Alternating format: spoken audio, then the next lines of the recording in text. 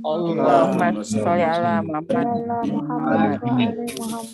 Allahumma sholli Allahumma ala sholli ala Muhammad Muhammad wa ali Allahumma sholli ala Muhammad wa ali wa ala alihi wa sahbihi wa man tabi'ahum bi ihsan ila yaumil amma ba'd.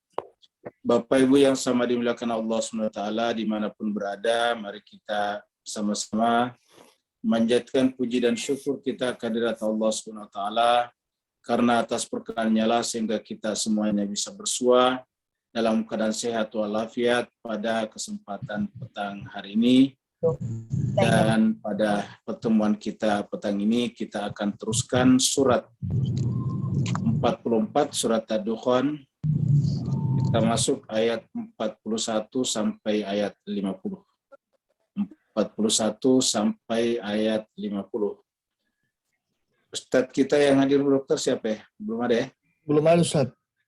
Belum ada. Karena belum ada Ustadz kita yang hadir, mari kita masuk ke screen untuk sama-sama membaca ayat-ayat suci Al-Quran, surat Ad-Dukhan, surat yang ke-44, mulai dari ayat 41 sampai ayat 50.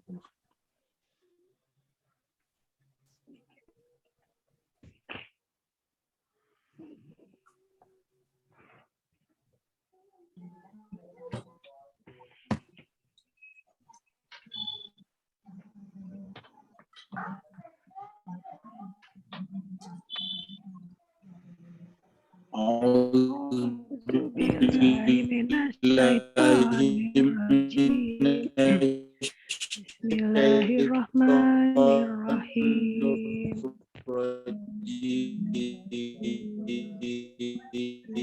Suaranya kayak agak kental gitu ya.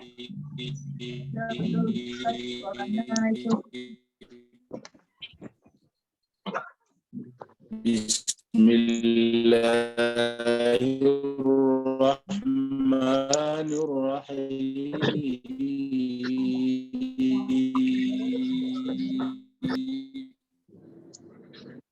A'udzu billahi minasyaitonir rajim. Bismillahirrahmanirrahim.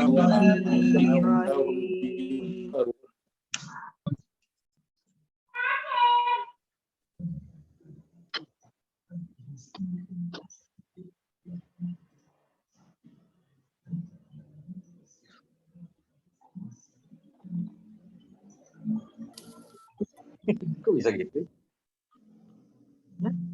Bapak sekalian mohon maaf ya tadi ternyata terputus ya. Suaranya juga tadi. Ya.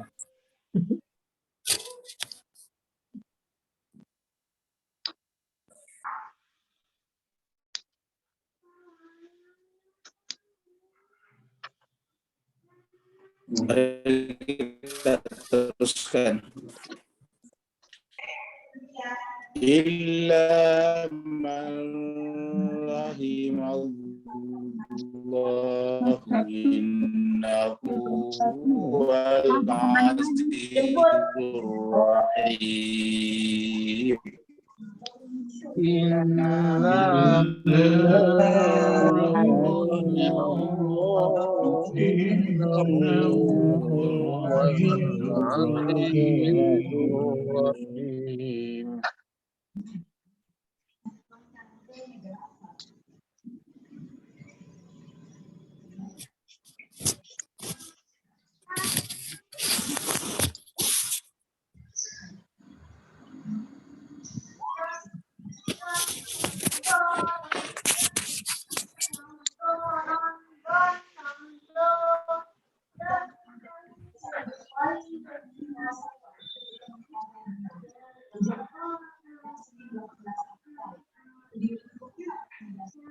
Suara tak dengar Ustaz. Suaranya hilang ya. Ya. Sekarang kedengaran nggak, Bu? Iya, sekarang dengar. Yang dengar suara belakang. Baik. Inna syajarataz zaqqum. Inna syajarataz zaqqum Ta'amul asim. ta'amul asim Kal muhli yaghli fil butun. كالمغريات كغلي الحميم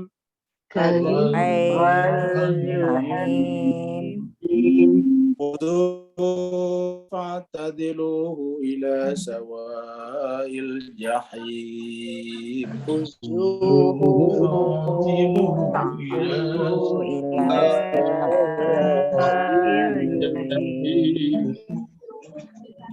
ثم صبوا فوق رأسه من عذاب الحميم ثم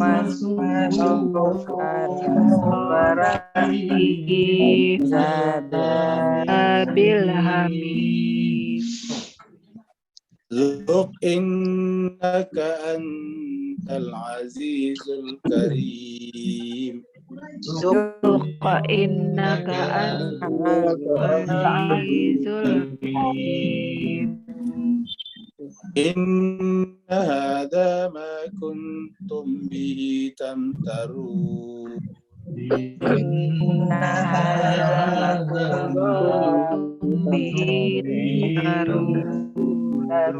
صدق الله العلي العظيم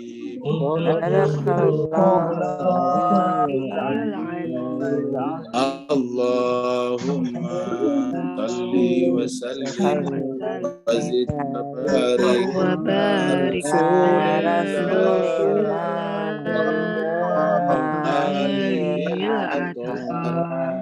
رسول على رسول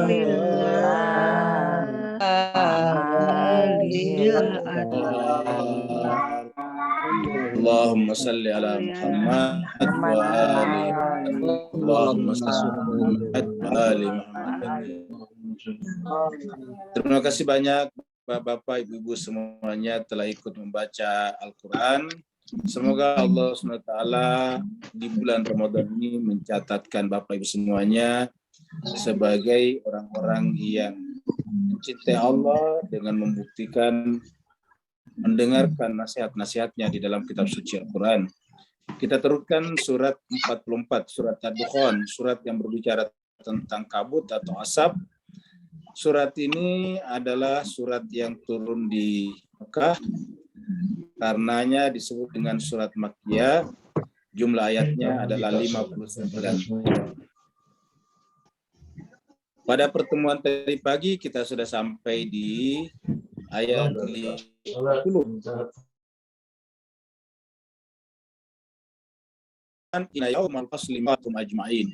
Jadi Allah berfirman pada hari ketika semuanya dipisah. Asli adalah diputuskan tetapi dipisah asal. Pada hari ketika semuanya dipisah-pisah antara penganut kebenaran dan penganut kebatilan. Dan kejadian itu pasti kita akan temui semuanya. Namanya miqatuhum ajma'in. Pada hari itu semuanya kita akan berjumpa. Ajma'in semuanya tanpa kecuali. Jadi tidak ada satu pun di antara kita yang pernah hidup di dunia ini yang tidak akan berjumpa dengan hari yang disebut dengan Yaumal Fasli ini. Yauma la yughni maulan an maula. Pada saat itu la yughni bisa mencukupi. Secara referensi bisa mencukupi, tidak bisa memberikan tambahan. Tidak bisa memberikan manfaat lagi. Apa yang tidak bisa memberikan manfaat? Maulan. Maulan adalah tempat kita bersama dulu di dunia. Maula itu secara harfiah tempat kita berlindung. Tempat kita menyampaikan masalah-masalah. Biasa diterjemahkan di sini oleh Kementerian Agama dengan kawan arif ataukah teman dekat. Maulan kesimpulannya tidak ada lagi teman, tempat kita untuk menyampaikan kebutuhan-kebutuhan kita. Tidak ada lagi tempat di mana kita bisa meminta pertolongan kepadanya. Itu adalah maula. Jadi maula itu adalah yang bisa mewakili kita. Jadi yang bisa mewakili kita. Makanya Nabi juga disebut dengan maula. Maula itu artinya Nabi itu adalah yang akan memenuhi kebutuhan-kebutuhan kita. Kebutuhan apa? Kebutuhan batinnya kita terutama.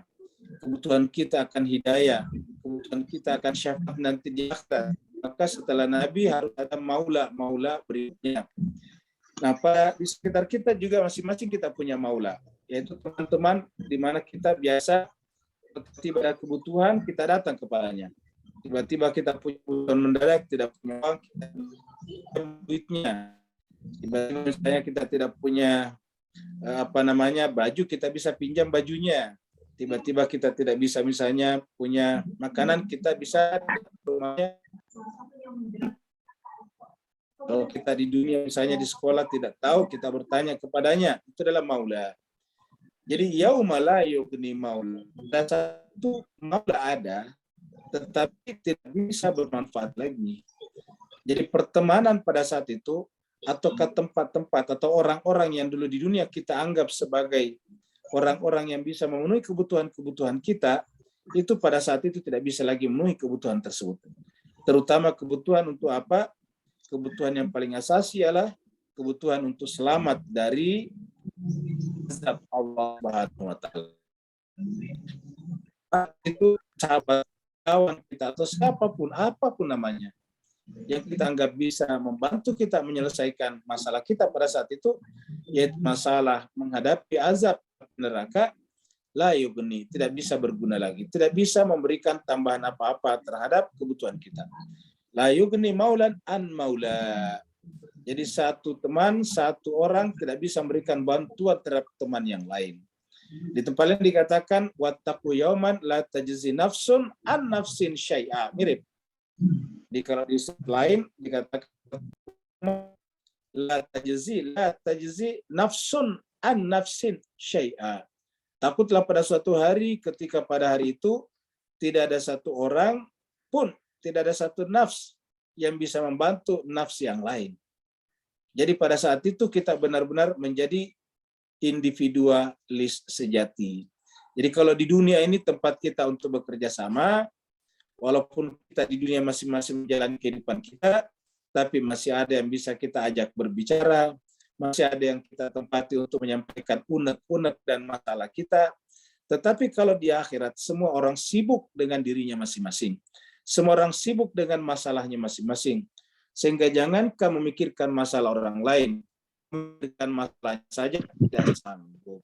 Oleh sebab itulah berlakulah yauma la yughni maulan an maula. Pada saat itu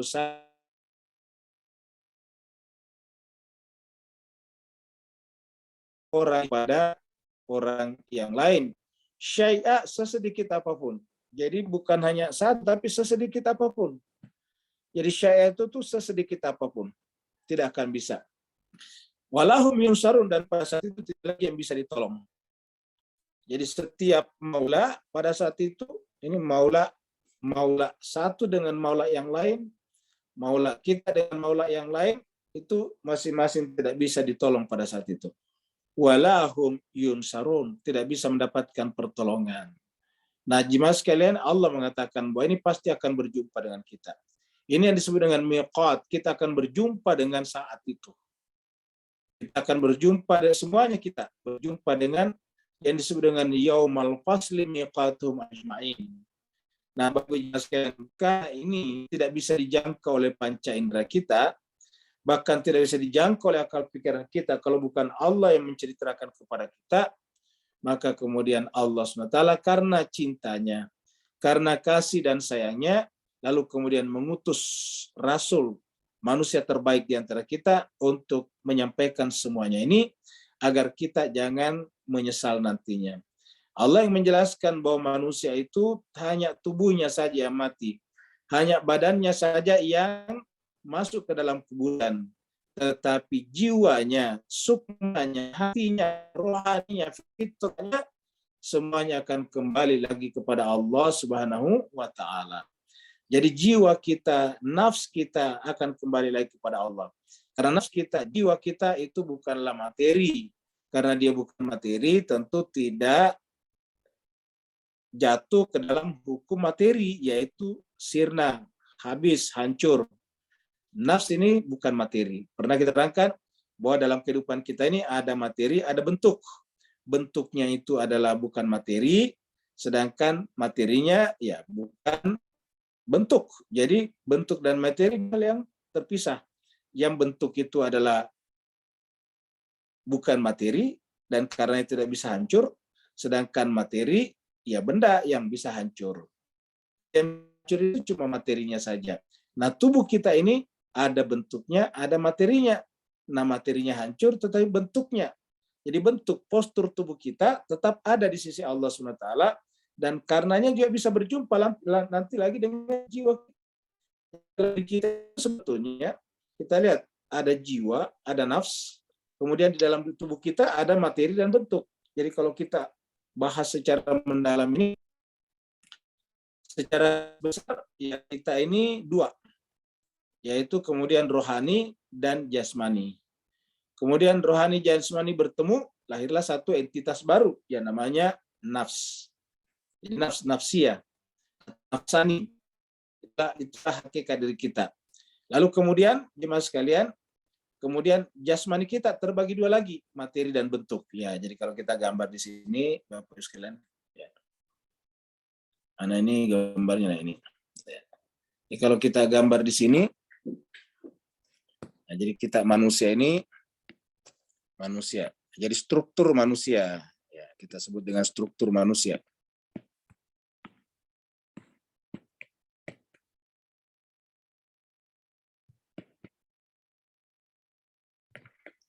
Manusia sebagai insan.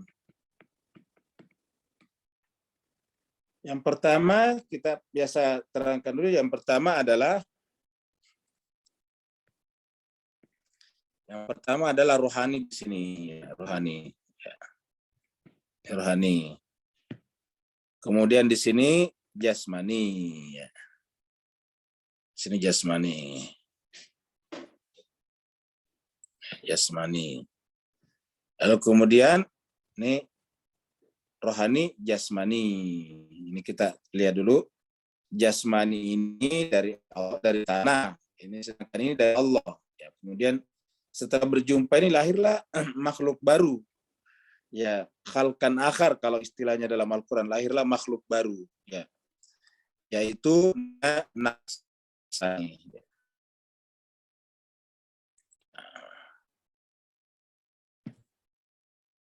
Jadi lahirlah nafs. Ya.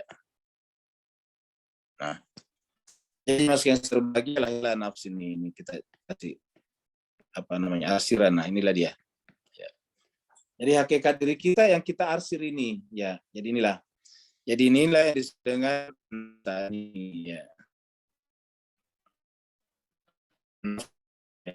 Nafsani. Dari kata nafs, ya. Kemudian inilah dengan jasmani, ya.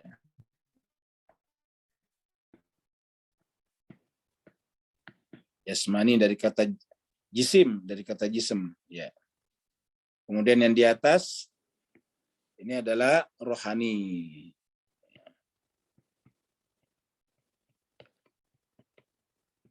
Rohani dari kata roh, ya.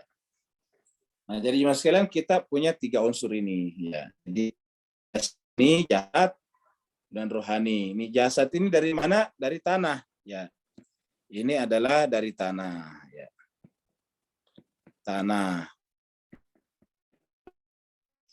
Nanti kita ke tanah, gitu. Ini adalah dari Allah, ya. Yang di atas ini adalah dari Allah, ya. Ini dari Allah.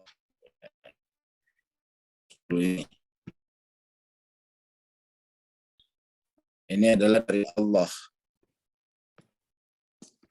Allah, ya. Nanti kembali lagi kepada Allah, gitu. Nah, sekarang lalu bagaimana dengan ini? Nah, inilah yang bertanggung jawab kepada kita, gitu. Nah, jadi ini secara garis besar struktur manusia. Jadi ada rohaninya, ada jasmaninya, ada nafsani. Nah, yang kita sesuanya karena jasad ini kembali ke tanah, roh kembali kepada Allah.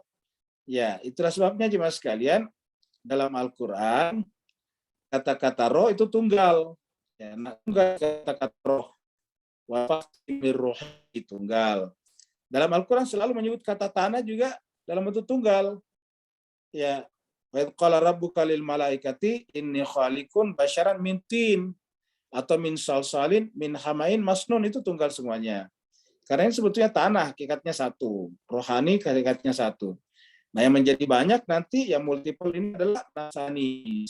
Kita adalah punya kepribadian tersendiri, punya identitas tersendiri secara jiwa, dan seterusnya. Lalu kemudian ini jasmani kita bagi dua lagi. Jadi jasmani terbagi dua lagi. Jadi kita pindahkan ke sini jasmani. Ya. Ini jasmani. Ya. Jasmani ini terbagi dua lagi. Yaitu pertama adalah materi. Yang kedua adalah bentuk. Ada materinya, ada bentuknya. Coba Bapak sekalian melihat sesuatu, pasti ada bentuknya deh. Segi 4 segi 5 kotak, macam-macam pasti ada. Manusia punya bentuk manusia. Dia apa saja bentuknya. Jadi tidak pernah ada materi bisa berdiri sendiri tanpa bentuk. Selalu harus ada bentuk. Tetapi hakikatnya dua hal yang berbeda. Akal pikiran kita bisa membedakan ini. Kalau kita melihat sesuatu yang masuk dalam bentuk, tidak masuk bendanya. Itu sebabnya ketika kita mengetahui sesuatu ataukah memasukkan dalam pikiran, namanya mempersepsi sesuatu, efeknya tidak ikut. Kenapa? Karena efek materi bukan bentuk. Contohnya misalnya api panas, itu adalah efek daripada materi. Jadi pada saat kita mempersepsi api, panasnya tidak masuk dalam pikiran kita. Kenapa? Materinya tidak masuk. Ya, jadi kalau kita melihat api masuk dalam pikiran kita, ya kita tahu namanya api. Kenapa? Karena ada dalam pikiran kita. Nah, tetapi panasnya sebagai materi api tidak masuk. Ya, begitu juga misalnya batu. Batu kan beratnya tidak masuk dalam pikiran kita. Jadi efeknya tidak masuk. Kenapa? Karena itu melekat pada materi. Yang kita ambil dari batu itu hanya bentuk-bentuknya saja. Dengan demikian, materi dan bentuk ini adalah dua hal yang berbeda. Tubuh manusia juga punya begitu. Jasmani kita punya bentuk. Karena bentuk ini bukan materi, dia tetap abadi. Dia tetap ada. Tersimpan. Dan inilah yang kita selalu lihat dalam mimpi. Jadi kalau Bapak Ibu bermimpi, yang dilihat bentuk-bentuk, tidak ada materinya. Ya. Jadi kalau kita bermimpi itu tidak ada materinya, bentuk-bentuk saja. Makanya tidak tergantung kepada panca indera. Coba kalau kita bermimpi kan mata tertutup. Telinga off, tidak mendengar. Tetapi kok kita benar-benar bisa melihat sesuatu dalam mimpi. Bisa berjumpa, kita seakan-akan berbicara. Ya, kenapa? Itu adalah alam bentuk, dunia bentuk-bentuk sebetulnya itu alam mimpi.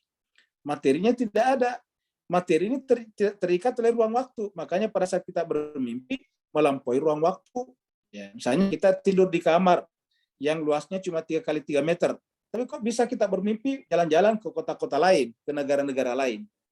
Ya, kenapa? Ya karena bukan materi itu mimpi. Kalau materi ya tidak bisa kemana-mana. Kenapa? Karena kitanya ada di dalam kamar yang luasnya cuma 3 kali 3 meter. Nah, jadi jemaah sekalian, jasmani ini terdiri daripada materi dan bentuk. Materi inilah yang hancur. Ini adalah abadi. Jadi ini adalah kan hancur. Ini hancur ya. Sedangkan ini adalah abadi. Ya, permanen. Jadi bentuk ini bersifat abadi, ini hancur. Kenapa? Karena ini bukan benda, yang hancur itu benda materi. Nah, ini jasmani. Nah, jemaah sekalian, kita rohani juga begitu. Rohani ini sebetulnya di dalamnya ada kualifikasi, ya. Ada kualifikasi, ya. Kita ini lihat di rohani di sini, ya. Rohani. Yang pertama adalah Tuhan, kan Tuhan punya roh. Jadi kita sebut dengan sifat ilahi. Sifat ilahi. Ya. Jadi ini adalah sifat ilahi yang ada di dalam roh itu. Yang kedua, fitrah. Fitrah ya, fitrah. Nah, jadi fitrah. Nah, jadi fitrah kita itu terbawa oleh yang ilahi, yang dibawa oleh rohani kita itu. Lalu kemudian kita nafs kita. Bagi juga ya nafsani. Nafs terbagi juga. Pertama adalah namanya sadar. Ini paling banyak, ini paling banyak kesannya. Sadar, ya ini terdiri sadar fi suduri. Ya. Kemudian yang kedua, lahirlah namanya kalbu. Nah, di dalam kalb ini nantinya juga ada fungsi lain, yaitu akal. Ya. Ada juga fungsi imajinasi. Jadi kita tuliskan di sini saja. Ya.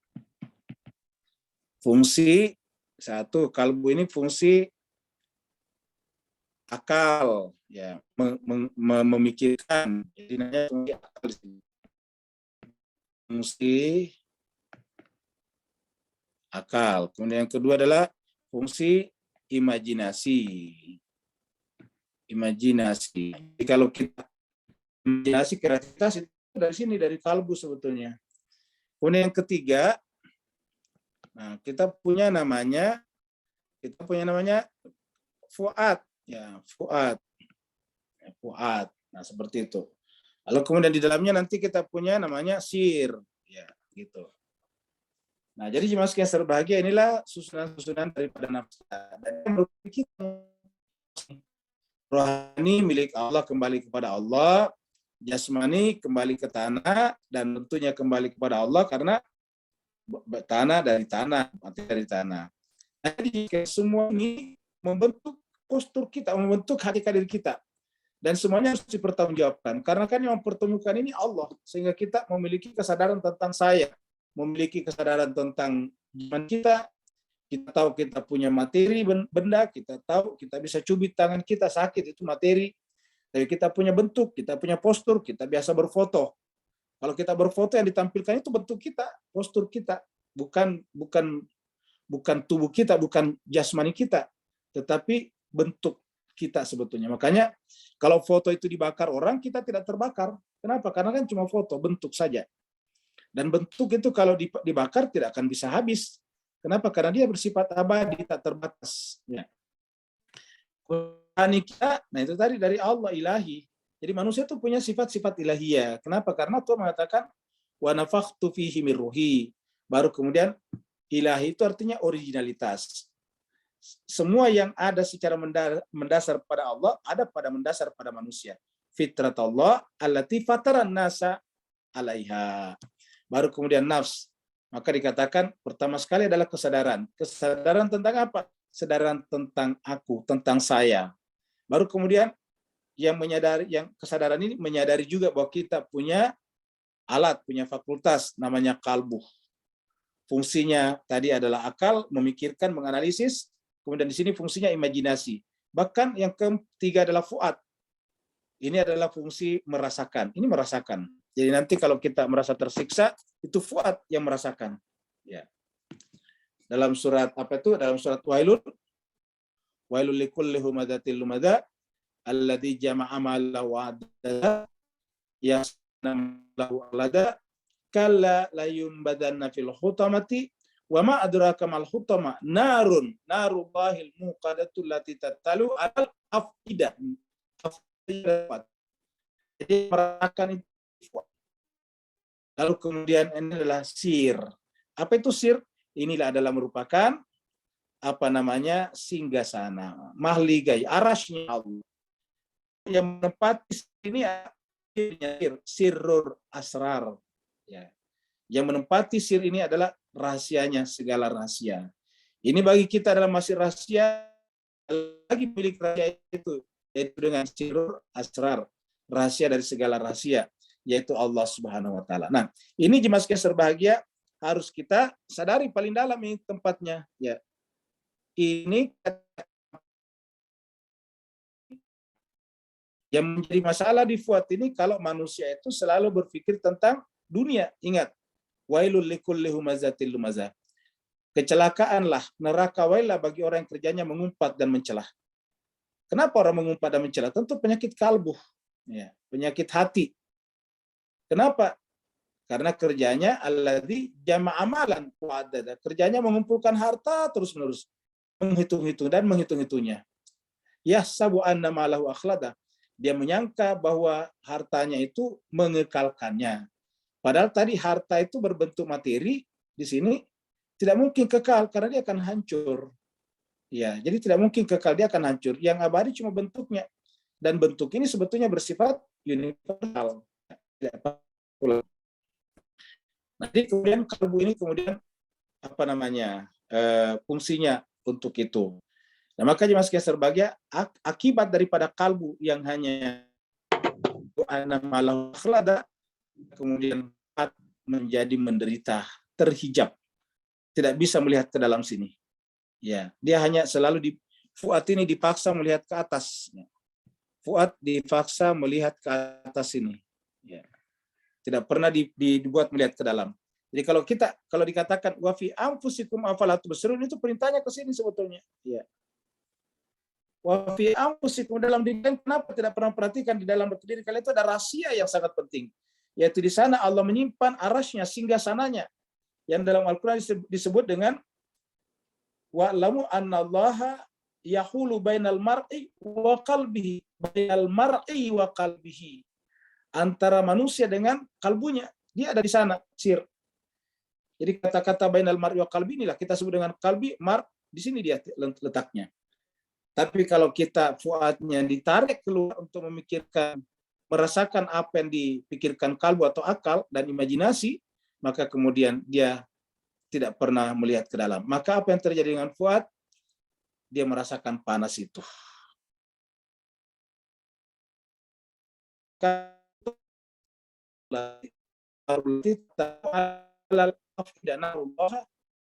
Apinya Allah yang dinyalakan, yang menyeruak sampai kepada allati tataliu alal afidah, yang menyeruak masuk ke dalam fuad. Nah, inilah jemaah sekalian sebagai penderitaan di sini. Kenapa? Karena tidak pernah orang sampai ke dalam sini. Agama menyuruh kita memperhatikan bagian dalamnya kita di sini. Nah, jemaah sekalian, kurang lebih inilah ini kita sebut dengan strukturnya manusia. Nah, jadi kita kembali tadi, jadi Allah mengatakan tidak mencukupi. Kenapa? Karena yang bersifat jasmani tidak ada. Ya. Kebutuhan pertemanan kita biasanya jasmani saja. Jarak kita bersifat rohani. Mencari teman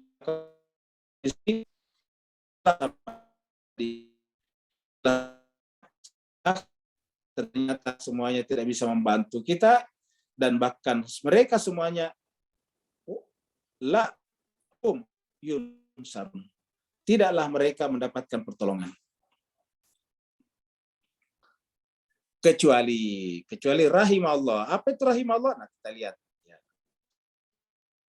Man rahmallah, kecuali yang rahmati Allah ini, illa, kecuali, ini kita kasih merah, kecuali adalah man, siapa? Rahimallah, ini rahimallah, kecuali yang Allah rahim, kasihani, rahmati, dari kata rahim, rahimah. Jadi nafs tadi itu, manusia tadi itu tidak bisa memberikan pertolongan. Lalu siapa yang bisa memberikan pertolongan? Ya man rahimallah, ya Allah. Ini setara dengan kata-kata Nabi Yusuf di dalam surat Yusuf ayat 53 itu. Wa ma ubarri'u nafsi inna nafsal amaratun bisu illa man rahima rabbi. Coba kita lihat surat Yusuf. Surat Yusuf masih ada nih. Ini masih ada surat Yusuf nih ya. Jadi jemaah sekalian, ya sayangnya internetnya lelet ya. Jadi di situ kata wa ma ubarri'u nafsi, kata saya sendiri tidak bisa berlepas dari diriku, karena nafsu kita ini bagian daripada diri kita. Jadi ingat dalam gambar kita tadi di sini, nafsu ini tidak bisa kita terlepas, karena kalau tidak kita inilah aku, itu nafsu ini. Kalau tidak berjumpa dengan ini, maka tidak terbentuk ini. Nah, karena terbentuk ini, maka kita mohonkan duanya kan jangan untuk beramal. Untuk apa ini rohani? Untuk berilmu. Karena ini dari Allah. Ilmu itu sebetulnya ilahiyah. Jadi kita gunakan ilmu berilmu, ilmu dan amal itu jadi bagian daripada nafs.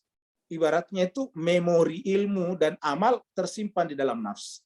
Maka kalau kita berilmu, nafs, ilmu yang kemudian menyatukan nafs dengan penciptanya namanya iman.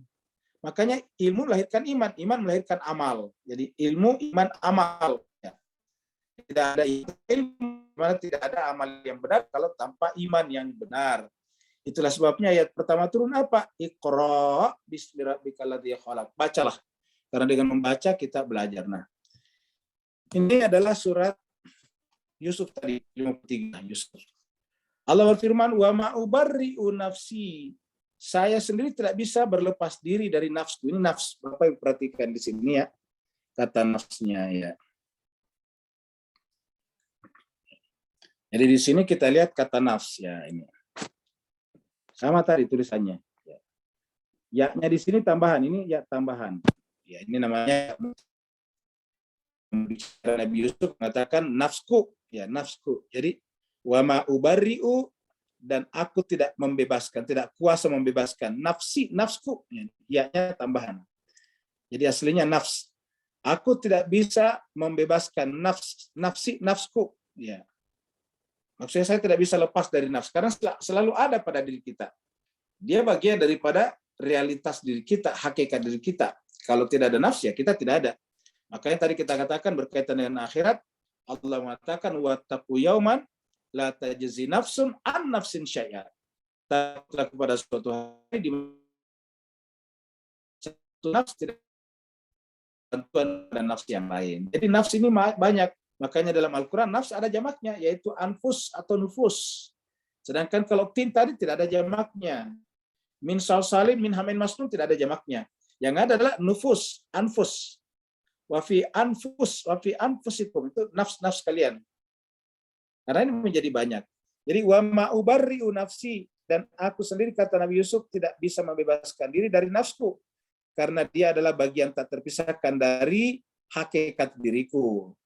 Cuma dalam nafs ini karena terjadi perjumpaan antara rohani dan tanah, maka dia ada kecenderungan untuk mengajak kita kepada su'. Innan nafsa la amaratun bisu'. Su' itu apa? Su' itu mani. Kebutuhan makan, minum, kita melihat makanannya orang lebih banyak dari kita iri hati, kita ingin merampasnya, gitu.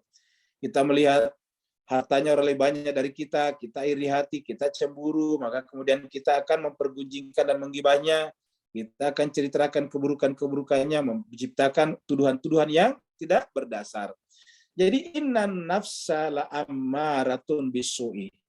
Sesungguhnya nafs ini hakikat diri kita, tetapi dia punya sifat la amarah, benar-benar amarah, punya kecenderungan, suka memerintah. Amar ini dari kata amr, suka memerintahkan orang untuk bisu, berbuat su. Jadi kita sebutkan suka mendorong orang untuk berbuat su.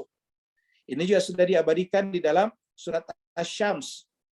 Wa nafsin wa ma fa'alhamaha fujur. Fujur itu adalah la amaratun bisu. Fujur, tetapi ada yang lain yaitu takwa. Yaitu apa takwa? Illa ma rahima rabbi. Jadi ini sama dengan surat Asy-Syams. Wa nafsi wa ma sawwaha fa alhamaha fujuraha la amaratun bisu wa taqwaha illa ma rahima rabbi. Jadi kalau kita ingin dirahmati Allah, bertakwa.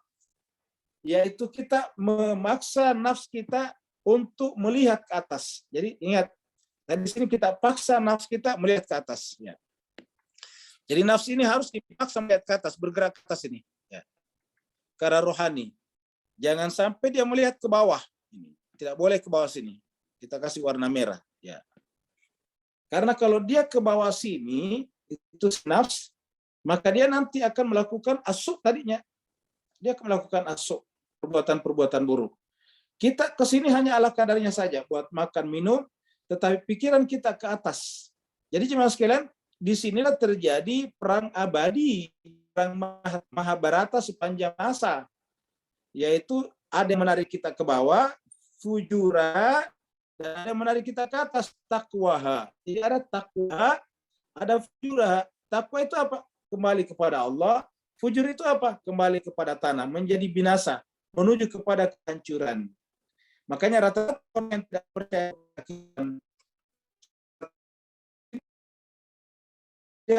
kehidupan dunia saja, seperti ayat yang kita bahas tadi pagi, ya, pemuka suku Quraisy menanamkan kehidupan kita hanyalah kehidupan satu kali saja, mati cuma satu kali, tidak akan ada kebangkitan lagi. Mau tatanal ula, tidak ada lagi yang lain. puasa menahan kebutuhan ini. Jasmani itu makan minum, hubungan suami istri di jasmani dihentikan selama bulan Ramadan. Supaya apa? Supaya nafs ini melihat ke atas. Kalau dia berhasil melihat ke atas, dia menyaksikan keindahan di sini. Maka dia akan menyaksikan keindahan yang luar biasa di sini. Ternyata di sini ada jamil seperti Sayyidah Zainab, karena hanya jiwanya melihat ke atas, dia mengatakan ma ra'aitu illa jamila. Tidak ada lagi yang kusaksikan kecuali keindahan. Kenapa? Jiwanya tidak pernah lagi melihat ke bawah sini. Jiwanya itu melihat ke atas terus-menerus.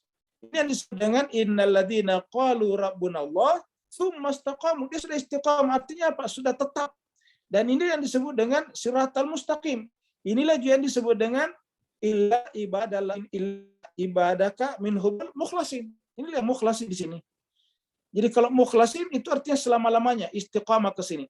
Kalau kita Bapak Ibu sekalian, ya tempo-tempo, on off, ya. Kalau lagi ada masalah, melihat ke atas. Masalah dengan apa? Masalah dengan ini, kita kecewa di bawah, melihat ke atas, berdoa, minta masalahnya diselesaikan.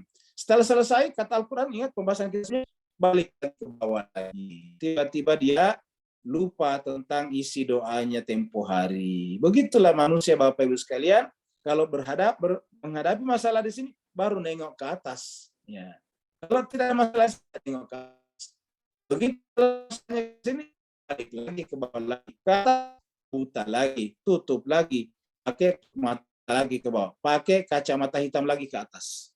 Kacamata beningnya dipakai ke bawah. Beginilah kita manusia Bapak Ibu sekalian.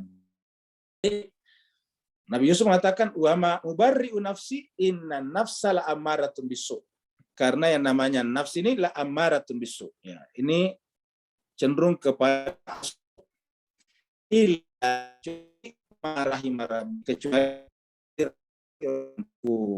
kecuali yang dirahmati oleh Allah Subhanahu wa taala. Jadi illa ma rahimah, ya.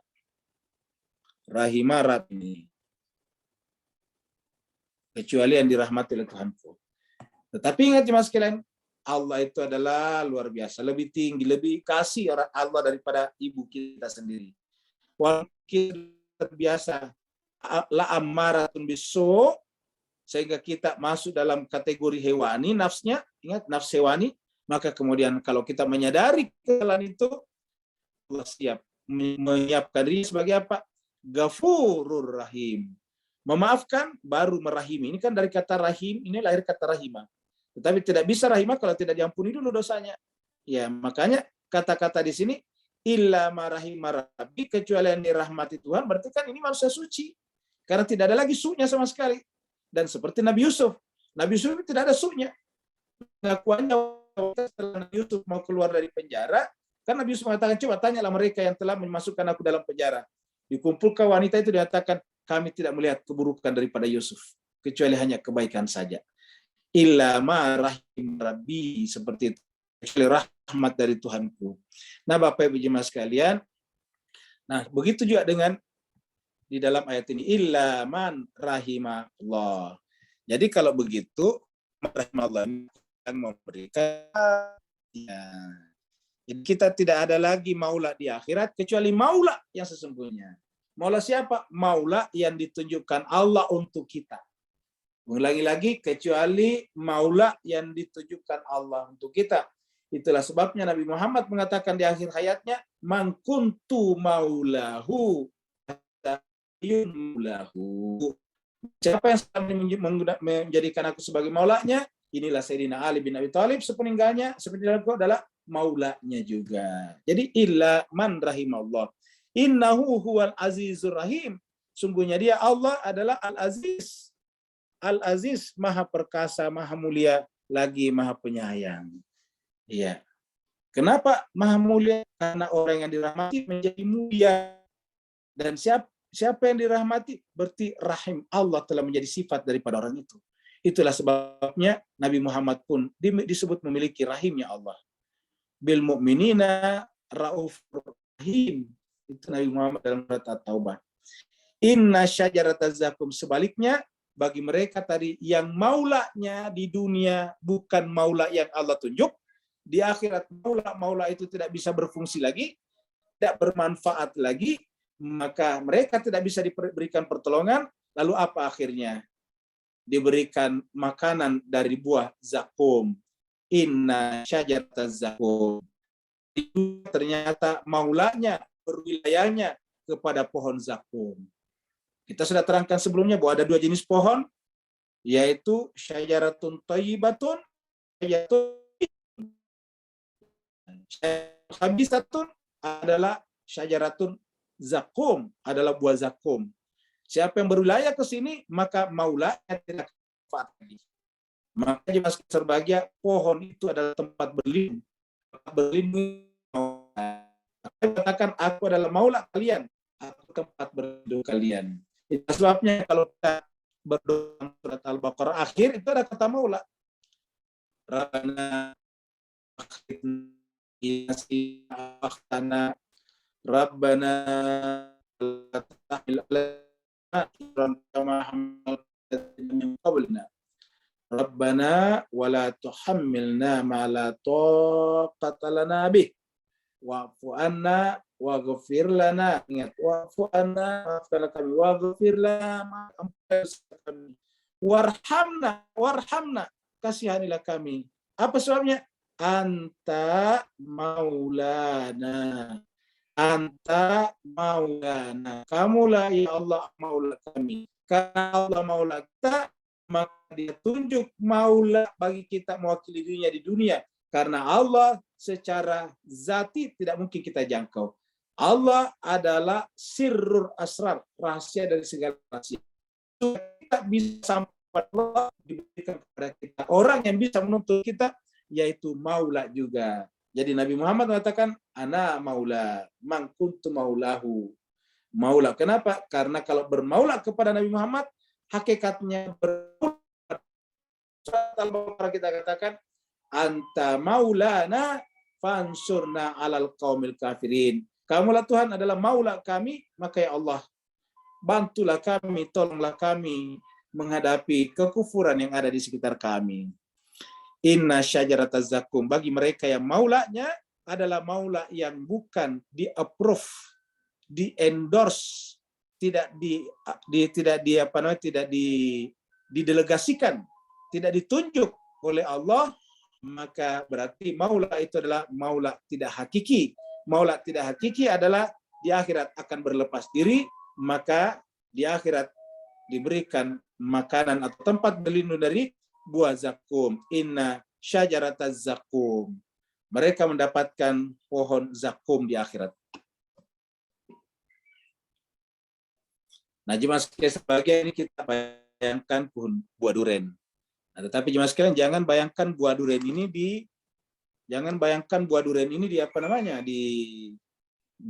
dibelah. Bayangkan kalau buah duren ini kita pikir sedikit baru dimakan. Bahkan bulat dalam keadaan berduri-duri seperti ini. Itu benar-benar penderitaan yang luar biasa. Ini sekedar saja, ilustrasi, perumpamaan. Kalau buah durian ini ini kan besar buah durian, tidak bisa kita langsung makan masuk mulut. Anggaplah kita perkecil buah durian ini, ya seperti ini. Ya. Nah, kita perkecil buah durian ini seperti ini. Lalu kemudian kita makan telat satu biji. Apa yang terjadi? Ini kita menggambarkan penderitaannya para ahli neraka dan penyebab masuk neraka, terutama kenapa jemaah sekalian? Bukan karena amal ibadahnya tidak ada, tetapi karena maulanya salah. Ulangi lagi, karena maulanya salah. Kenapa? Karena banyak orang beramal, dalam Al-Quran dikatakan ulaika habitat amaluhum. Mereka adalah sia-sia amal perbuatannya. Mereka itu amalnya seperti organa saja. Kenapa? Karena maulanya di dunia salah. Dia beramal tetapi berada di bawah maula yang salah. Nabi pernah ditanya tentang seseorang yang rajin berdoa. Nabi ijabah. Nabi bertanya, baju yang dipakainya apa? Dari mana? Dia katakan, baju yang dipakainya baju yang dia curi. Kata Tuhan, kata Nabi, ya tidak mungkin dijabah doanya. Kenapa? Karena walaupun dia beramal, tapi bajunya dicuri. Nah, jelas bagaimana kalau kita beramal, tapi ilmu kita curi? Ya kan? Bukan hanya baju yang bisa dicuri. Bukan hanya uang yang bisa dicuri. bukan hanya sepatu yang bisa dicuri, bukan hanya emas yang bisa dicuri, bukan hanya permata perhiasan yang bisa dicuri. Ingat, ilmu juga bisa dicuri. Ya. Kapan? Ya apabila dia mengambil bukan dari tempat yang sesungguhnya, bukan melalui pintu yang legal, pintu-pintu yang benar. Apabila mengambil sesuatu bukan dari pintu yang benar, ya pasti curi namanya. Ya. Kita ngambil uang dari dompetnya orang tanpa sepengetahuan, ya kan berarti namanya. Ya. Kita masuk rumahnya orang mengambil handphone tidak ada orangnya, tanpa sepengetahuan, kan curi namanya. Artinya apa? Curi itu adalah tidak melalui orang yang benar. Nah, jemaah sekalian berbahagia, maka mungkin saja beramal, tetapi di akhirat diberikan apa yang disebut dengan buah zakum, dari pohon zakum. Yaitu, anggaplah buahnya seperti ini, lalu kemudian kita telan. Nah, Bapak Ibu jemaah sekalian berbahagia, kenapa kira-kira orang banyak bermenang di bawah maula yang Allah? Itu lagi-lagi karena kita tidak kembali kepada Al-Quran secara holistik dan konsisten. Holistik artinya secara keseluruhan, bukan sepotong-sepotong, bukan satu-satu. Yang satu ambil ayatnya, yang lainnya langsung ke hadis. Kita langsung kemudian meloncati mana ayat. Kenapa ada hadis yang kemudian membypass ayat itu? Maka kemudian kita mengambil hadis-hadis dari situ, sehingga kemudian menjadilah nanti agama menjadi agama yang misalnya kekerasan, membolehkan menganiaya orang lain, menghina agama. Lupa kalau Nabi itu justru kalau dihina pada saat itu justru sabar, memaafkan, supaya dia dapat hidayah. Seperti itulah ajaran Nabi Muhammad kita. Tapi sekarang ini, waduh, mengerikan. Kalau kita sudah dituduh penista agama, ya, atau dan penista itu subjektif sekali definisinya. Ini bisa kita kemudian rumahnya dibakar, bisa dibikin bawa belur, dan sebagainya. Nah, jemaah sekalian terbaik, apa sebabnya? Karena Al-Quran. Itulah sebabnya di malam-malam Lailatul Qadar ini, Bapak Ibu sekalian, apapun mazhab kita, harusnya selain kita bangun malam untuk beribadah, ada satu harusnya yang harus kita lakukan pada saat kita bangun malam, di malam Lailatul Qadar ini, yaitu menjunjung tinggi Al-Quran. Bersumpah untuk benar-benar menjadikan Al-Quran itu di atas kepala kita. Kita junjung setinggi-tingginya. Jangan kita seperti Bani Israel, dipaksa bersumpah, baru bersumpah. Itu kan Bani Israel, itu bersumpah menjunjung tinggi kitab sucinya, dipaksa. Diangkat bukit, diangkat gunung di atas kepalanya, diancam oleh Allah, kalau kamu tidak mau bersumpah untuk menjadikan kitab suci sumber kebenaran, maka akan saya jatuhkan bukit ini. Baru kemudian Allah mengatakan, Khuzu ma fihi la'allakum tahtadun. Ambillah yang ada di dalamnya, dalam Alkitab suci, agar kamu mendapatkan petunjuk. Barulah kemudian Bani Israel itu bersumpah. Tetapi ya namanya sumpah, hanya karena takut tertimpa gunung, setelah itu ya balik lagi.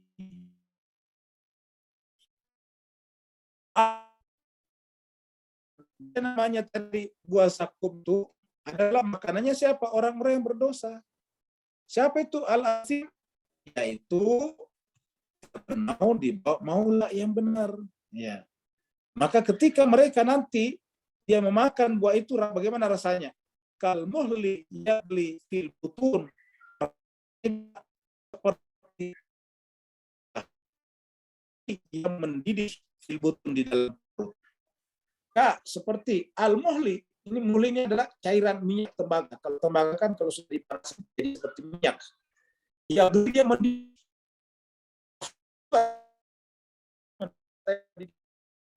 panas sekali, air mendidih. Fil butun, di dalam perut. Jadi dalam perut, fil butun. Kenapa kira-kira dalam butun? Ya, apa di sana kita masih punya perut? Nah, perhatikan yang sekalian, butun itu, ini berarti misalnya butun ini satu asal kata dengan batin. Ya. Karena selama di dunia, batinnya itu tidak pernah diisi dengan masalah-masalah ilahiyah. Padahal batinnya adalah fitrah Allah yang tadi. Tapi karena fuadnya tadi, karena kalbunya tadi bermasalah, maka fuadnya merasakan api neraka. Sehingga dia seperti memakan api dalam batinnya. Butun ini, Pak Bu sekalian, walaupun artinya secara fisik adalah perut, tapi sebetulnya satu asal kata dengan batin. Sama juga dengan kalb. Kalb itu adalah hati, tapi juga digunakan dalam bahasa Arab untuk jantung. Nah, sama dengan ini butun, perut, juga diartikan dengan batin. Kenapa batin sama dengan butun? Karena kalau butun kan perut bagian dalam kita. Batin itu adalah bagian dari nafsu kita. Bagian dalam dari seluruh kemanusiaan kita adalah namanya batin. Maka kal muhli yagli fil butun. Seperti air menanak di pintu neraka. Anggaplah ini pintu neraka, Bapak sekalian, ilustrasi ya Pak ya. Ingat, jangan bayangkan, ini namanya ilustrasi biar Bapak Ibu sekalian jangan. Kalau di depan neraka, di pintu neraka saja sudah api kiri kanan. Bagaimana kalau kita buka ini pintunya? Di dalamnya ini, di luarnya saya sudah api semuanya nih. Nah, kita nanti ini diseret seperti ini. Ya, dalam keadaan panasnya sudah panas, merah, kemudian diseret seperti ini, masuk ke dalam neraka. Ya, anggaplah ini adalah malaikat penjaga neraka. Karena tidak ada orang mau masuk dalam neraka, diseret seperti ini. Ini adalah perumpamaan saja. Jadi anggaplah ini adalah penjaganya neraka, karena tidak mau masuk ke dalam neraka, maka kemudian diseret seperti ini. Siapa sih yang mau masuk dalam neraka? Ya, menyesal sekali. Bahkan minta ingin dikembalikan ke dunia. Tetapi itu tidak mungkin. Akhirnya kemudian para calon-calon penghuni neraka itu diseret seperti ini masuk ke dalam neraka. Kagalil hamim, mendidihnya seperti mendidihnya air panas. Tetapi bedanya ini air, tadi adalah tembaga. Jadi ini adalah air panas yang mendidih. Gali adalah mendidih. Gali. Di kita ini ada jemaah kita namanya gali. Mungkin dari mendidih sehingga kemudian disebut dengan gali. Jadi kagalil hamim, ya mendidih seperti air panas. Maksudnya jadi perut kita itu mendidih seperti air panas. Apa sebabnya? Ya karena di dunia kita juga memang bernaung di pohon yang panas, di bawah pohon yang tidak memiliki otoritas. Allah mengatakan kepada penjaga neraka, karena kan siapa sih yang mau masuk neraka, Bapak sekalian? Tidak ada yang mau masuk, maka karena cenderung mereka mau lari. Apa kata Allah kepada penjaga neraka? Khuzu, tangkaplah dia.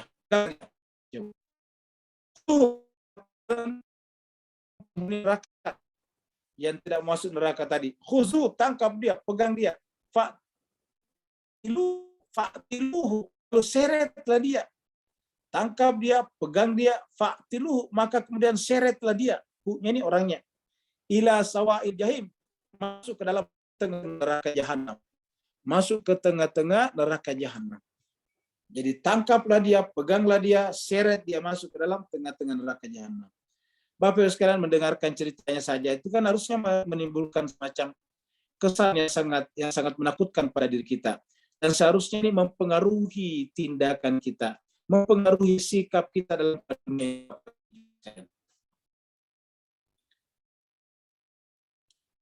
Ibu bisa bayangkan ini. Kalau kita katakanlah ini adalah air mendidih keluar dari keran ini. Ya. Ini anggaplah yang keluar di sini air mendidih ini katakanlah ini adalah asap asapnya karena masih mendidih. Lalu kemudian orang dipaksa dibawanya. Kita suka mandi air panas, tapi panasnya ala kadarnya saja supaya tidak kedinginan.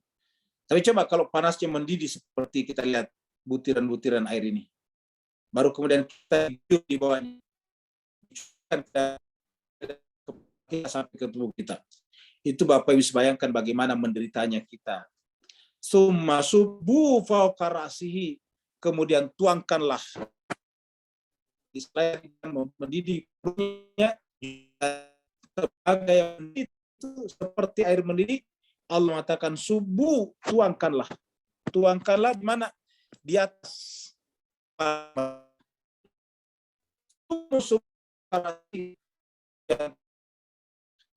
cairan tembaga yang mendidih itu di atas kepalanya. Karasi di atas kepala orang tersebut. Sebagai dari apa? Min adzabil jahim. Sebagai bagian daripada penderitaan, siksaan yang sangat panas. Hamim itu adalah panas tadi. Seperti air mendidih tadi, hamim. Min adabil hamim. Jadi subbu fauqa ra'sihi min adabil hamim. Bapak Ibu yang sekalian berbahagia, ini rinci dalam Al-Quran. Dan ini tidak mungkin akal kita mengetahui ini. Apalagi panca indera kita. Karena ini adalah kejadiannya di mana? Kejadiannya di akhirat. Ini kan di akhirat. Surga neraka itu di akhirat. Akhir perjalanan kita. Jadi akhir perjalanan kita itu adalah di surga ataupun neraka tempat kita. Nah, jemaah sekalian berbahagia, karena tidak ada yang mampu menyaksikan itu, maka kemudian Allah SWT mengirim Al-Quran. Maka keberimanan kita kepada Al-Quran adalah termasuk ayat. Jadi kemudian kita belum menimbulkan asar bekas pada jiwa kita, belum taksur dalam jiwa kita ketika membaca ayat seperti ini, maka kemudian menunjukkan kita masih memiliki kadar iman kepada Al-Quran sangat rendah. Bahkan sangat mungkin belum kita beriman kepadanya. Ingat, rukun iman kita adalah beriman kepada kitab suci, terutama Al-Quran. Dzalikal kitab la raiba fi hud lil muttaqin. Al-Quran itu tidak ada keraguan di dalamnya. Jadi tidak ada keraguan. Jadi ketika berbicara tentang ini, tidak ada keraguan. Pasti terjadi seperti ini. Itulah sebabnya yang bisa selamat dari neraka apa? Al-muttaqin. Kenapa? Karena yang bisa menimbulkan asar pada jiwanya adalah orang bertakwa. Zalikal kitab la raiba fi hudan lil muttaqin. Untuk bertakwa. Itu sebabnya bertakwa disuruh berpuasa. Karena berpuasa tadi mengalahkan jasmani kita yang datang dari tanah. Tanah adalah identik dengan kebinasaan tadinya. Maka diwajibkan kita berpuasa untuk apa? La'allakum tattaqun. Nah, ini adalah setelah, ini ibaratnya tadi, setelah diguyur dengan air yang mendidih, sehingga serasa terbakar di mana-mana. Perutnya juga serasa, kemudian dari atas kepalanya diguyur dengan air yang panas, maka pada saat itu berada di tengah-tengah neraka, maka panasnya luar biasa. Allah mengatakan kepadanya, melalui malaikat tentunya, zuk, rasakanlah. Makanya tadi, zuk itu ada rasa. Yang merasakan itu apa? Fuad kita. Jadi zuk itu yang merasakan. Zauk itu adalah posisinya di fuad. Maka ketika kemudian tadi hanya berpikir tentang dunia, yang merasakan fuad kita juga. Ya, zuk innaka, zuk, rasakanlah. Coba kita lihat di dalam ayat ini, Pak Bu. Kita pindah ke surat ini. Ya. Jadi internetnya agak lama ya. Nggak apa-apa, mudah-mudahan bisa terbuka. Nah, kita lihat surat di sini. Surat yang dekat akhir. Al-Humazah.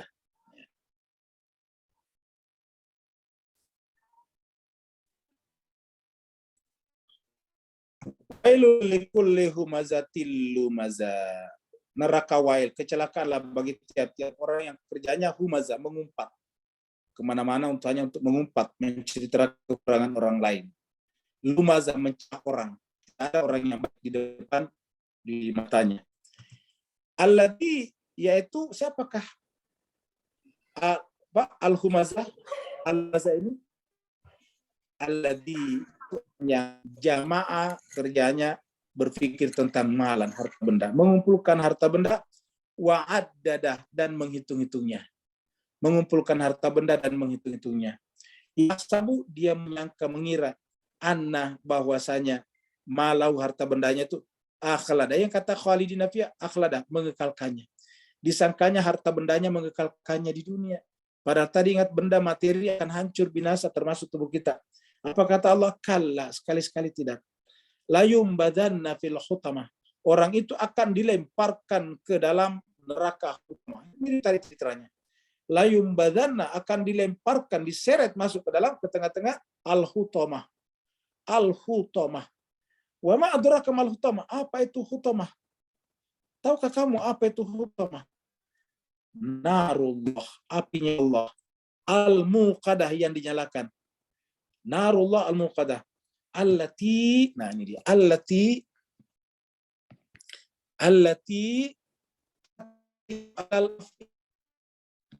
berasa di dalam fuad ini. Allati yang tattali'u, naik. Ya, ingat kalau matahari naik itu tulu'i syams. Ya, naik, terbit alal afidah sampai naik ke arti api neraka, apinya neraka di sana, tetapi dia naik datang ke dunia. Untuk apa? Menyerang afidah. Jadi bukannya virus yang bisa menyerang kita. Aslinya kan virus di luar sana sebetulnya bisa menyerang kita, masuk melalui pernapasan kita. Maka kemudian begitu juga ini. Allati tatali'u al-afidah, yang itu menyeruak masuk ke dalam al-afidah. Afidah bentuk jamak dari fuad. Ya. Sehingga begitu kita masuk, begitu panas itu masuk ke dalam hati, lalu kemudian kita merasa seperti diikat. Innaha alaihim mu'sadatun. Sungguhnya mereka tidak bisa lari dari sana, karena alaihim mereka itu di neraka, mu'sadah, diikat. Fi amadin mumaddadah, di dalam tiang yang panjang yang tinggi. Jadi diikat di sana tangannya. Bayangkanlah kalau orang diikat baru dimasukkan ke tengah-tengah api. Terbakar tidak habis, hidup tidak juga. Dalam neraka tidak mati, tidak hidup juga di dalam neraka jahanam. Jadi gimana sekalian, intinya ingat fuad. Inilah yang merasakan tadi. Maka kita lihat tadi gambar kita di sini. Fuad kita. Susunan nafs kita adalah di sini. Fuad kita. Inilah yang merasakan zauq, rasa ini. Jadi kita lihat tadi di sini rasa, ya, zauq. Ya, di sini Allah mengatakan apa tadi? Yaitu zuq, rasakan. Ya. Zuq, rasakan. Nah, engkau dulu di dunia. Jadi engkau dulu di dunia al-aziz, al-karim, orang yang merasa berkuasa, al-karim merasa mulia. Kamu di dunia merasa berkuasa. Kamu merasa seperti, ingat, ini kan sambungan daripada Fir'aun. Kau merasa dulu di dunia, bumi ada di bawah kaki saya.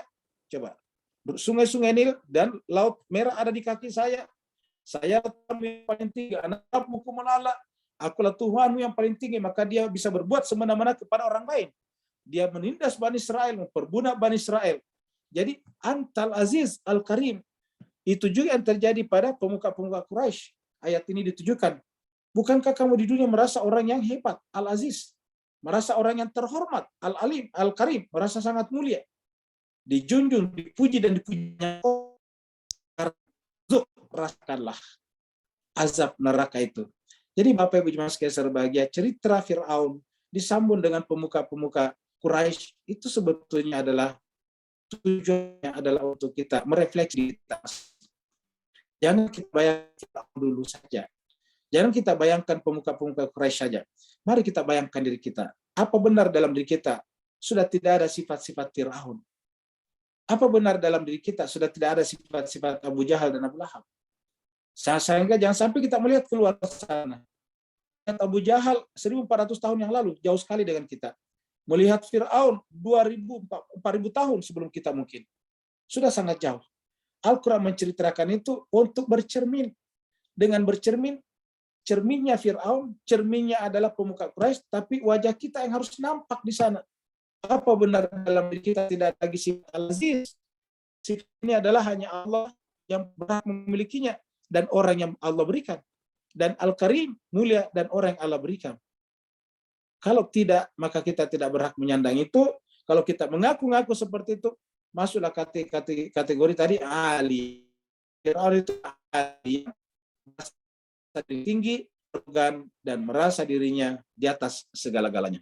Termasuk bahkan di atas hukum. Kalau dia yang beraktivitas hukum tidak bisa menjangkaunya. Nah, kita berbahagia ayat terakhir. Mereka sekarang semuanya ada di dalam tengah-tengah neraka jahanam. Tidak ada keindahan. Yang ada api, api, dan api. Yang ada hanya panas, panas, dan panas. Yang ada hanya derita, derita, dan derita. Yang ada hanya siksaan demi siksaan. Dan semua berpikir sampai kapan dan tidak akan pernah berakhir, kata malaikat penjaga neraka. Karena mereka khalidina fiha, mereka akan kekal di dalamnya. Innalladzina kafaru min ahlil kitab wal musyrikina fi nari jahannama khalidina fiha ulaika hum syarrul bariyah. Ulaika hum syarrul bariyah. Mereka itulah seburuk-buruk makhluk. Inna hadza ma kuntum tamtarun. Ketika mereka masuk ke dalam neraka, Allah mengatakan inna hadza, inilah ma kuntum dulu di dunia, kuntum kalian dulu di dunia ragukan. Jadi ma kuntum, siksaan janji Allah yang dulu di dunia, tamtarun, kamu ragukan. Kamu mengatakan kalau memang kau benar wahai Nabi, datangkanlah orang-orang tua kami. Moyati biabaina, datangkanlah orang-orang tua kami, kata mereka kepada Nabi. Ya, jadi Al-Quran mengatakan ketika mereka dimasukkan ke dalam neraka, Allah berfirman, inna hadza ma kuntum bihi tamtarun. Nah, Bapak Ibu sekalian, mudah-mudahan sekumpulan ayat ini 41 sampai 50 menimbulkan kesan menakutkan pada diri kita sehingga kita bertakwa. Takwa itu artinya takut. Jangan sampai nanti kita setelah meninggal dunia, Pak Ibu sekalian, benar-benar kita senasib dengan apa yang diceritakan tadi dengan ayat. Kalau kita senasib dengannya, Pak Ibu sekalian, nauzubillah min dzalik, summa nauzubillah min dzalik. Tidak ada lagi jalan untuk kembali kepada dunia kecuali harus menanggung derita khalidina fiha, kekal di dalamnya, dan Allah menyebut kita sebagai syarrul bariyah, buruk makhluk. Terima kasih atas perhatiannya. Mohon maaf atas segala kekurangan. Yang mau bertanya dipersilakan. Assalamualaikum Ustaz. Waalaikumsalam warahmatullahi wabarakatuh. Silakan Pak Nur. Bismillahirrahmanirrahim. Wassalamualaikum warahmatullahi wabarakatuh. Barakallahu fiik. Setiap ayat-ayat yang menyentuh jiwa ni membuktikan bahawa kita sendiri adalah neraka itu sendiri, dan cerita ni adalah tajali-tajali kita, Ustaz ya. Apa-apa Ustaz beri pencerahan? Jadi jemaah sekalian serbagih, betul sekali. Jadi sebetulnya cerita kita tadi jangan kita menganggap sebetulnya neraka di sana. Ini Allah ceritakan seakan-akan kita di sana. Karena tubuh kita inilah yang banyak menyeret kita ke dalam asbab-asbab yang menyebabkan kita masuk ke dalam neraka. Dan tangan-tangan itu masuk melalui makanan dan hubungan-hubungan suami istri. Hubungan-hubungan biologis itu masuk dalam diri kita. Jadi itu tangan-tangan seitania, tangan-tangan iblisia, tangan-tangan Fir'aunia, tangan-tangan Abu Jahal dan Abu Lahab, masuk ke dalam jiwa kita, ke dalam tubuh kita melalui makanan dan minuman, dan inilah yang menyebabkan kita disuruh berpuasa. Karena hakikat diri kita inilah sebetulnya neraka. Neraka itu bukan diciptakan oleh Allah, Allah menciptakan neraka. Ya. Neraka itu dinyalakan oleh diri kita sendiri. Oleh siapa? Tubuh kita. Makanya ketika Allah berbicara di surat Al-Baqarah, coba kita buka surat Al-Baqarah dulu. Kita buka surat Al-Baqarah di sini ya. Untuk menjelaskan siapa sih yang menyalakan neraka itu ya. Kita lihat surat Al-Baqarah surat 2. Bahwa neraka itu sebetulnya yang menyalakan adalah kita sendiri, bukan Allah SWT. Allah kalau menciptakan neraka untuk kita, berarti Tuhan memang merencanakan kita untuk masuk neraka. Nah, sedangkan dalam ayat ini disebutkan Allah tidak seperti itu. Ya. Jadi Allah tidak seperti itu adanya. Ya. Fa'il lam taf'aluh. Ini kan kita mulai dulu dari atasnya ya. Ini kita mulai dari 23. Wa in kuntum fi raibin. Kalau kalian meragukan mimma nazzalna ala abdina, yaitu Al-Quran. Jadi lagi-lagi Al-Quran yang dibicarakan. Kalau kalian ragu tentang Al-Quran yang kami turunkan kepada hamba kami Muhammad, ya silakan kata Tuhan. Tetapi buktikan keraguannya, fa'tu bi suratin. Datangkan satu surat memesli yang serupa dengan Al-Quran. Kalau perlu ada syuhada, ekspor kalian, ahli-ahli kalian. Panggil konsultan-konsultan kalian. Min dunillah, selain daripada Allah. In kuntum, jika kamu memang benar dalam keraguannya. Apa kata Allah? Fa'ilam taf'aluh. Tapi apabila engkau tidak sanggup melakukannya, walam taf'aluh, lam sekali-sekali tidak akan pernah, lam baru lam. Dan kamu pasti sekali-sekali, kalau lam di sini setelah lam menunjukkan sekali-sekali. Dan kamu sekali-sekali tidak akan pernah bisa melakukannya, yaitu mendatangkan satu surat seperti Al-Quran. Fattaqun nar, maka takutlah kepada neraka. Ini penggunaan kata takwa, fattaku. Ini kata takwa di sini. Kalau kita lihat kata fattakullah sama tulisannya. Ini fattakunar, takutlah kepada neraka api. Allati yang waquduha, bahan bakarnya artinya yang menyalakannya siapa? Anas, manusia sendiri, coba lihat. Jadi yang menyalakan neraka itu siapa? Kita. Makan bahan bakar itu kan yang menyebabkan menyala. Cuma misalnya kita bensin dikasih api kan menyala. Kenapa? Karena menyalanya ada pada bensin itu sebetulnya. Premium itu. Waqudu, bahan bakarnya artinya yang menyalakan. Yang bahan bakar kan menyalakan. Ingat, bahan bakar itu menyebabkan menyala. Jadi yang menyebabkan menyala neraka itu haknya neraka siapa? Anas, manusia sendiri.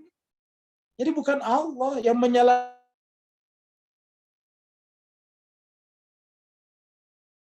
Manusia karena hatinya yang membatu, fuadnya membatu.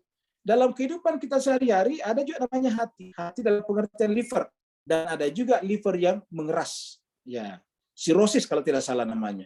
Jadi kalau liver kita mengeras seperti itu juga. Nah, kalau hati dalam pengertian tubuh kita itu rusak, ya rusak juga kita. Nah, begitu ya, hati dalam pengertian batin rusak, maka rusak juga. Mengeras seperti apa? Seperti batu. Jadi kata-kata hijrah ini mengeras seperti batu. Jadi bahan bakarnya neraka itu adalah manusia yang hatinya mengeras seperti batu. Sehingga ayat-ayat Al-Quran itu tidak bisa berbekas lagi padanya. Karena mereka juga mengikuti orang-orang yang keras hatinya. Mengikuti iblis yang keras hatinya tidak mau sujud. Mengikuti Fir'aun, mengikuti Abu Lahab, Abu Jahal tadinya. Maka waquduhan nas wal hijara. Untuk siapa? Uiddat lil kafirin. Siapa kafirin di sini? Jangan bayangkan non-Islam. Menolak Al-Quran kan kembali ke atas tadi di sini. Wa in kuntum fi raibin tadi di sini. Mimma nazzalna ala abdina. Jadi iya apa? Minal kafirin apa? Dari apa yang kami turunkan kepada hamba kami. Jadi ala abdina. Jadi kafir terhadap apa? Mimma nazzalna ala abdina. Jadi uiddat lil kafirina mimma nazzalna ala abdina. Dipersiapkan kepada orang-orang yang ingkar kepada apa-apa yang kami turunkan kepada hamba kami Muhammad. Jadi uiddat lil kafirina kepada siapa? Ma nazzal ala abdina, apa yang kami turunkan kepada hamba kami Muhammad. Jadi benar tadi dikatakan Ikhwan kita Pak Nur bahwa diri kita lah sebetulnya pencipta api itu sendiri. Ada lagi pertanyaan berikutnya? Silakan. Kalau di kolom chat tidak ada pertanyaan, Ustadz.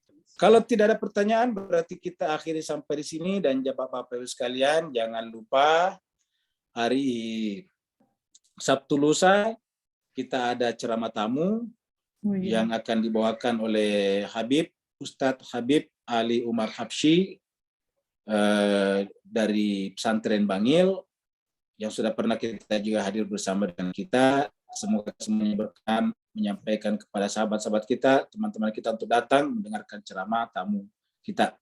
Dan besoknya lagi hari tanggal 24 hari Ahad juga ada bakti sosial di tempat pemulung di Bantar Gebang. Bantar Gebang ini tempat pembuangan sampah terbesar mungkin di Asia Tenggara, dan di sekitarnya situ banyak orang-orang yang mengadu nasib dengan mengambil bekas-bekas sampah-sampah, plastik-plastik, diambil, dicuci, baru kemudian ditimbang. Nah, hidup mereka dari sana.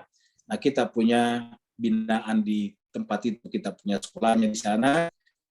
Di hari nanti kita akan ada bakti sosial dengan mereka, dan tentu kita mengucapkan terima kasih bagi Bapak Ibu yang telah mendonasikan sebagian hartanya untuk mereka. Juga menjelang akhir Ramadan ini kita juga menerima dan menyalurkan zakat fitrah, zakat mal, infak, sedekah, bahkan juga fidyah dan kafarat bagi Bapak Ibu sekalian yang ingin menyalurkannya melalui kami. Kami akan menyalurkan kepada orang-orang yang benar-benar berhak, yaitu dari kalangan orang-orang yang terutama menyiapkan waktunya untuk selalu belajar bersama dengan kita mempelajari Al-Quran. Karena semulia-mulia orang adalah orang yang menyiapkan waktunya untuk pelajari kitab suci Al-Quran. Terima kasih banyak atas perhatian Bapak Ibu sekalian. Mohon maaf atas segala kekurangan. Kita akhiri sampai di sini. Selamat Bu Emma mau bertanya. Silahkan Bu Emma. Oh ya, Ibu Emma silakan mau bertanya. Iya, maaf mepet nanyanya. Assalamualaikum warahmatullahi wabarakatuh. Waalaikumsalam warahmatullahi wabarakatuh. Saya jadi teringat ayat Al-Quran, tidak ada satu manusia pun kecuali pasti akan memasuki neraka. Itu gimana ya Ustadz ya? Mohon pencerahannya. Oh ya, itu di surat Maryam. Sebetulnya tidak disebutkan memasuki, melewati saja. Jadi illa wariduha, atau wariduha itu adalah melewati. Karena itu surat surat Maryam, kita bisa baca mulai dari ayat 69, 70 dan seterusnya.